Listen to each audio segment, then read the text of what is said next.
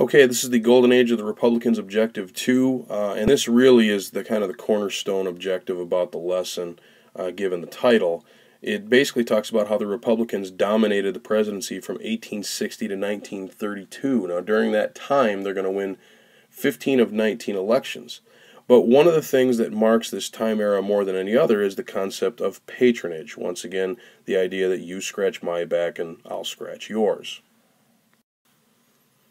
Now, if you take a look at the outline, letter A, you'll notice that patronage in America is on the rise, and a lot of corruption is on the rise during this time period from 1865 to 1900. Most of the best and brightest, and this has been brought up in a prior lesson, the best and brightest in America used to go into politics. Well, they weren't doing that anymore. This is the time period of Carnegie and Rockefeller, J.P. Morgan, people like that. The best and brightest were going into business. They were looking to make millions. And government was kind of seen as a pawn of those guys during the time period after the Civil War, all the way up to 1900. Now, if you like politics, this was a great time to follow it because parties at that time were highly organized, big-time competitive races, more voter turnout than any time in American history. And voters at that time, nowadays we have independents and moderates and things like that. Back in those days, you voted party line. You picked a political party and you stuck with it. Now, in an atmosphere of that kind of competition, parties are looking to get any advantage they can, and that led to more and more patronage. You can see on the outline there's a definition of patronage on 4A. And as we mentioned in the last objective, the most common method of doing this was through a ward boss system. Again, the most common example was Tammany Hall in New York with the old Tweed ring.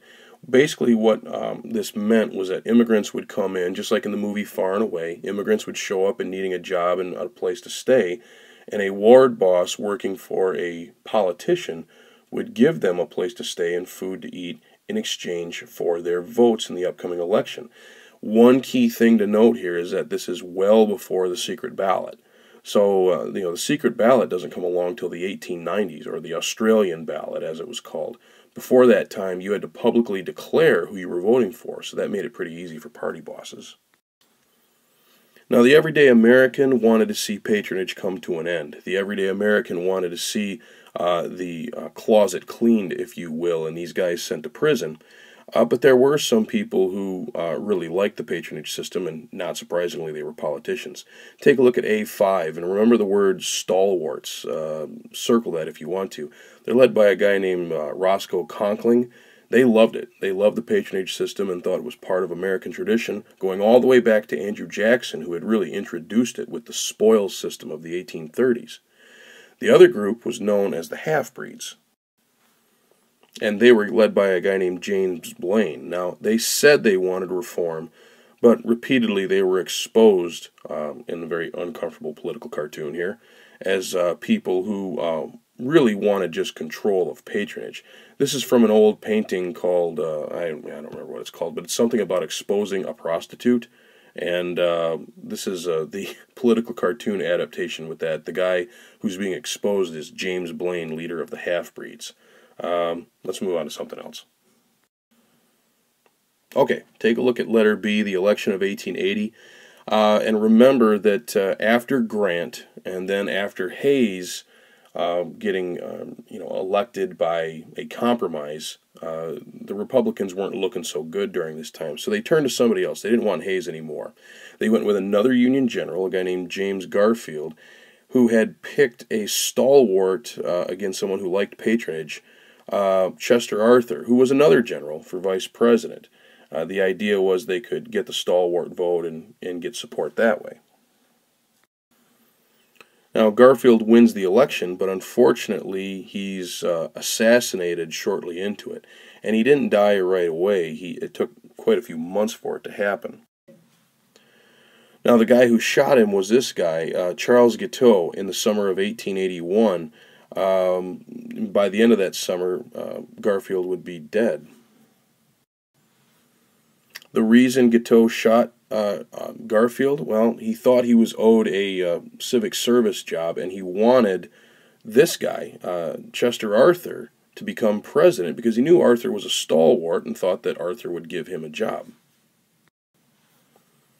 Guiteau, by all accounts, was mentally deranged. He even asked other stalwarts to contribute to his defense fund because he thought that he had done them a service by killing Garfield, but most people thought that he was just nuts.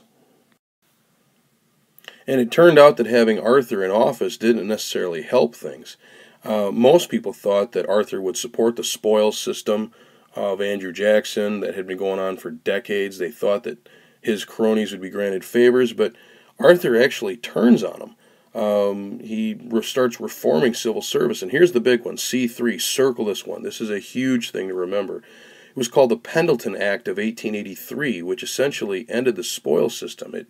It set up policies that said people had to be hired based on their merits and qualifications, not based on who they knew.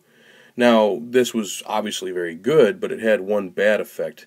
It led political parties to get their money from big businessmen now. They couldn't rely on each other for favors, so they had to get their money from somewhere else. For that reason, if you take a look at number 4 here, Arthur basically ticks off both the Republicans and the Democrats with the Pendleton Act. So as good as it was for society, it led to him not getting the nomination for the Republican nomination for president in 1884, which, you know, unfortunately was probably a good thing because he had passed away by 1886. And that brought about one of the most entertaining campaigns probably in history. If you look at letter D here, the election of 1884, first of all, it's the first election since 1868 that had no Union generals on either side. And the Republicans chose to nominate Blaine here, the leader of the half-breeds and that guy that was in that very uncomfortable political cartoon that I showed you before. The problem was Blaine was dealing with his own skeletons in the closet. The Democrats came across a series of letters, if you look at D1A, a series of letters saying that Blaine had supported illegal funding for a southern railroad. At the end of one of the letters, it said, make sure you burn this letter to the recipient, and so that became a Democratic march. They would say things like left, left, left, right, left, burn, burn, burn that letter. It's kind of funny when you think about it, although I don't really make it that funny. And one of the problems for Blaine, if you take a look at DB, or D1B, a lot of the Republicans had never really liked Blaine anyway. They thought he was a swindler. So they decide they're going to switch parties and become Democrats. And they were called, they were referred to by the media, and this is important, circle this please, as Mugwumps. This is a term you're going to see on testing. This political cartoon is about Blaine trying to get the Mugwumps back into the back into the Republican Party. To no success, actually. The Democrats, meanwhile, nominated New York Governor Grover Cleveland. If you take a look at D2 there, Cleveland was nominated because he was a noted reformer of government. He had cleaned up a lot of aspects of the New York system and was seen as being an overly good guy. His nickname was, in fact, Grover the Good. But it turned out that Grover the Good had a scandal of his own. He had an illegitimate 8-year-old son due to an affair with a widow in Buffalo, New York during his time in office there. When the Republicans found that out, they came up with their own chants of Ma, Ma, where's my pa? And the Democrats snidely responded, gone to the White House, ha, ha, ha. Again, it was probably pretty funny for the time. When all the smoke cleared, Cleveland had won the election, becoming the first Democratic president since 1856. Now, if you take a look at letter E, you can see the years when Cleveland was president. People were very concerned, though, about Cleveland as a president, because Democrats still ruled the South, and there was this lingering perception that if the Democrats got control, they'd somehow find a way to bring slavery back. Also, Cleveland was... and Cleveland doesn't help this by having 2 former Confederates on his cabinet. The other part of this is that Cleveland was known as a reformer, and he raised some eyebrows when he fired 40,000 Republicans to make room for deserving Democrats, as you see in E1B there. So people were starting to question whether they could trust him at all. Also, Cleveland actually acted a lot more like a Republican. His policies were not hands-on economically. His policies were very laissez-faire, hands-off the government. So the government kind of, or big business kind of did what they wanted to do. And Cleveland essentially felt like, that they should be able to. The government's not there to support people. People are there to support government. The biggest challenge that he faces there, he was not a Civil War veteran, so he had people coming out of the woodwork to get Civil War pensions. And him not being a veteran himself, it was hard to deny them, but he did. And he also wanted to reduce tariffs that had been in place because the government surplus was enormous. Now, big business liked the tariff protection. If you have tariff protection, then other countries can't sell their products there without really raising their prices, and people are more likely to buy yours. Well, big business wanted to keep those tariffs. It protected them and let them charge pretty much the prices that they wanted. In any event, Cleveland's policies upset enough people that he lost the election of 1888 to Benjamin Harrison, the grandson of William Henry Harrison. If you remember, he was the one that did the longest inaugural speech ever without a coat on, caught pneumonia, and died. That was this guy's grandfather. And the tariff issue really bit Cleveland in the election. Big business poured a ton of money into the campaign for Harrison because they didn't like Cleveland's policies regarding the tariff, even though Cleveland had kept his hands off the economy. Now, Harrison is well known for being the president during the $1 billion Congress. If you look at letter G there, it was the first Congress to ever spend $1 billion. And this guy is of note too here, the Speaker of the House, Thomas B. Reed, who really intimidated a lot of congressional members into ramming a lot of these things through. Part of these measures, if you look at G2, was the McKinley Tariff, written by future President William McKinley, which increased tariff rates to ridiculous levels once again, and big business loved McKinley for that because it protected them. The problem is that people were disgusted with that, and if you take a look at letter H, Cleveland is going to get elected to a second term. Not that that second term is going to be easy. Pretty much immediately, Cleveland walks right into the worst economic problem of the 1800s, the Depression of 1893.